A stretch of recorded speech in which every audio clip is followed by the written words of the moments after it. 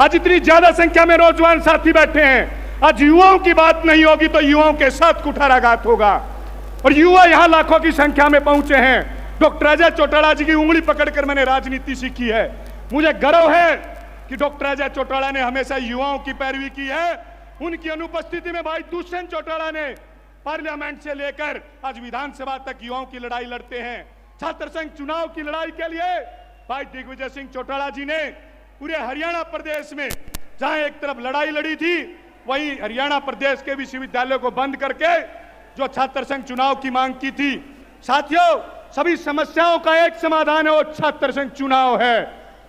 क्योंकि युवा जब उगलते हैं तो अंगार उगलते हैं, युवा जब उगलते हैं तो अंगार उगलते हैं। इस देश को बदलना है तो युवाओं को बदलना होगा, क्योंकि युवा जब बदलते हैं तो इतिहास बदलते हैं। लगा दो आग पानी में, लगा दो आग पानी में, शरारत हो तो ऐसी हो, मिटा दो हस्ती जुल्म की, बगावत हो तो ऐसी हो। छात्र संघ चुनाव होने चाहिए कि नहीं होने चाहिए साथियों? यह आवाज चंडीगढ़ तक पहुंचनी चाहिए, दिल्ली तक पहुंचनी चाहिए। छात्र संघ चुनाव होने चाहिए कि नहीं होने चाहिए? 1996 से हरियाणा प्रदेश में छात्र लोकतंत्र पर पाबंदी लगा रखी है। चौधरी बंसीलाल इस हरियाणा प्रदेश के मुख्यमंत्री थे। वो बौखला गए थे कि जब शिक्षित युवा नेतृत्व जो है विधानसभा और पार्लियामेंट में बैठेगा, जब नौजवान साथी शिक्षण संस्थानों से चुनकर आएंगे, तो कहीं राजनीतिक ढर्रे पर जो लोग अपना गुजर बसर कर रहे हैं वो असुरक्षित महसूस करने लगे थे। तो साथियों, छात्र संघ चुनाव को बंद किया गया था। मैं अपने साथियों को याद दिलाना चाहता हूं जयप्रकाश नारायण जी का वो आंदोलन, जब एक 73 साल के बुजुर्ग जयप्रकाश नारायण जी ने इस देश के युवाओं का नेतृत्व किया था। दिल्ली में बैठी इंदिरा गांधी की तानाशाह सरकार को झुका कर रख दिया था साथियों। क्योंकि इस देश में कोई क्रांति, कोई बदलाव अगर आया है तो युवाओं के दम पर आया है। टूटते हैं हौसले उनके, टूटते हैं हौसले उनके जिनके हौसले बेजान होते हैं। उन युवाओं के जोश को सत सत नमन, जो हंसते हंसते इस देश के लिए कुर्बान होते हैं।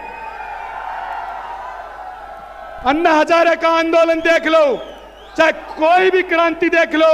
असम गण परिषद का उदाहरण देना चाहूंगा साथियों, चाहे इस देश की रक्षा करने के लिए इस देश के युवाओं ने खून बहाया है, वहीं इस देश की डेमोक्रेसी को बचाने के लिए चौधरी देवीलाल जी ने असली लोकतंत्र बहाल किया था इस देश में। जब इमरजेंसी के बाद इस देश में छात्र संघ चुनाव बंद हो गए थे, तो साथियों चौधरी देवीलाल जी वो शख्सियत थे इस देश में जिनको तुरंत प्रभाव से जिन्होंने फरमान जारी किया था कि इस देश में छात्र संघ चुनाव बहाल होने चाहिए। हिसार की यह धरती साक्षी है जहां छात्र नेताओं ने चौधरी देवीलाल जी से मुलाकात की थी। और साथियों, जब तक छात्र संघ चुनाव बहाल नहीं होंगे तब तक इस देश में और प्रदेश में असली लोकतंत्र बहाल नहीं हो सकता। मैं ठीक कह रहा हूं कि नहीं कह रहा हूं? दोनों हाथ उठाकर छात्र संघ चुनाव का समर्थन करने के लिए साथी, दोनों हाथ उठाकर समर्थन करें छात्र संघ चुनाव का। यह लड़ाई इस प्रदेश के युवाओं की है। मेरा सौभाग्य है कि मैंने डॉक्टर अजय चौटाला जी के नेतृत्व में काम किया, दुष्यंत और दिग्विजय जी के नेतृत्व में काम किया, चौधरी देवीलाल जी की दो पीढ़ियों के नेतृत्व में काम किया। आज इस मंच के माध्यम से साथियों मैं बोल रहा हूं, बड़े गर्व के साथ मैं कहता हूं, अगर डॉक्टर अजय सिंह चौटाला जी का सिर पर हाथ नहीं होता और भाई दुष्यंत और दिग्विजय का साथ नहीं होता और आप साथी कंधों पर बैठाकर इस लड़ाई को नहीं लड़ते, तो आज इस मंच से प्रदीप देशवाल नहीं बोल रहा होता। एक किसान के बेटे को एक लोकसभा का चुनाव लड़ा दिया जाता है, एक तरफ एक छात्र नेता को चुनाव लड़ाया जाता है, और एक तरफ एक मुख्यमंत्री का बेटा दीपेंद्र सिंह चुनाव लड़ रहा होता। साथियों, लोग कहते थे कि भाई दीपेंद्र हुड्डा चुनाव नहीं हार सकता, मोदी भी चुनाव लड़ ले। हारा क्या नहीं हारा? हारा क्या नहीं हारा? साथियों, भूपेंद्र सिंह हुड्डा कहते थे कि जो राज्यसभा में जाते हैं, वो बारात की घुड़चिड़ी की घोड़ियां होती हैं। कहा था कि नहीं कहा था? तो मैं पूछना चाहता हूं इस मंच से, दीपेंद्र सिंह हुड्डा कौन सी बारात की घोड़ी है बताओ? असली जंगी घोड़े जो हैं आज इस पंडाल के बीच में खड़े हैं, असली जंगी घोड़े इस पंडाल में खड़े हैं और हर लड़ाई लड़ने के लिए खड़े हैं। साथियों, आज तक मैंने डॉक्टर अजय सिंह चौटाला जी से, भाई दुष्यंत दिग्विजय से कुछ नहीं मांगा, बिना मांगे बहुत कुछ दिया है, मान दिया, सम्मान दिया, टिकट दी, पद दिया, यहां तक कि अपनी सबसे पसंदीदा गाड़ी भाई दुष्यंत चौटाला ने मुझे भेंट करने का काम किया। मेरी कोई राजनीतिक हैसियत नहीं है, कोई राजनीतिक घराने से नहीं आता, मैं कोई धनाढ्य परिवार से नहीं आता। मेरा बड़ा भाई जो है एक डीटीसी का ड्राइवर है, इस पंडाल के बीच में कहीं ना कहीं बैठकर मेरा भाषण सुन रहा होगा। क्या किसी राजनीतिक पार्टी में संभव है एक किसान के बेटे को इस मंच के माध्यम से बुलवा दिया जाता है और मुख्यमंत्री के सामने चुनाव लड़ा दिया जाता है? किसी और पार्टी में नहीं है साथियों। दीपेंद्र हुड्डा राजनीति में आया तो अपने पिता की खाली सीट पर राजनीति में आया था, और जिस दिन पिता मुख्यमंत्री नहीं रहे उस दिन दीपेंद्र हुड्डा लोकसभा का सांसद नहीं रहा।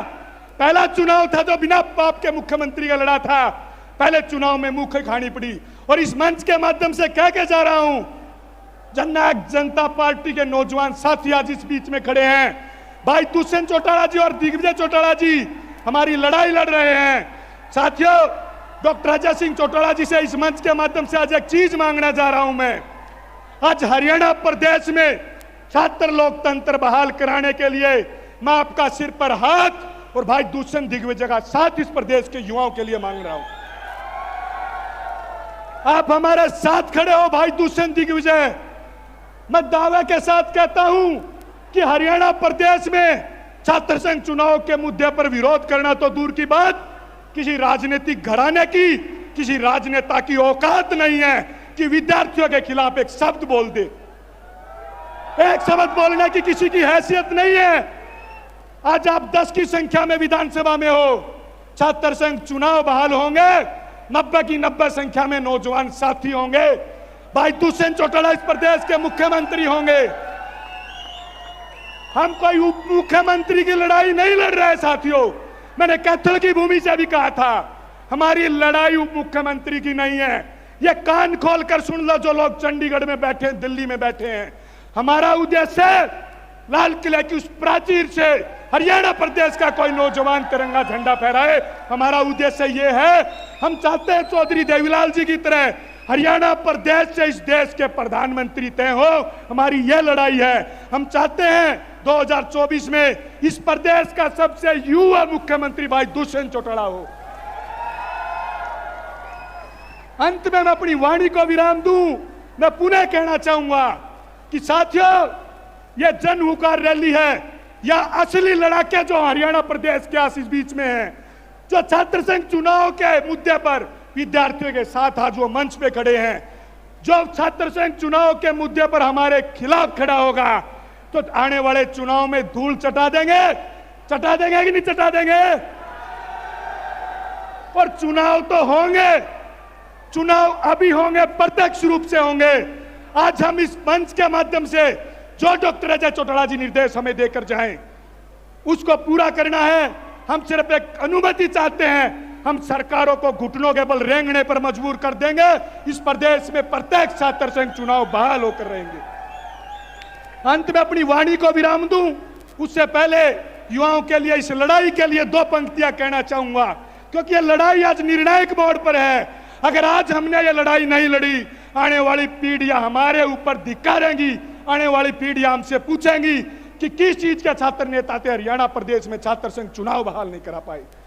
आखिरी पंक्ति कहकर मैं अपनी वाणी को विराम देता हूं कि लगा दो आग पानी में शरारत हो तो ऐसी हो, लगा दो आग पानी में शरारत हो तो ऐसी हो, मिटा दो हस्ती जुल्म की बगावत हो तो ऐसी हो।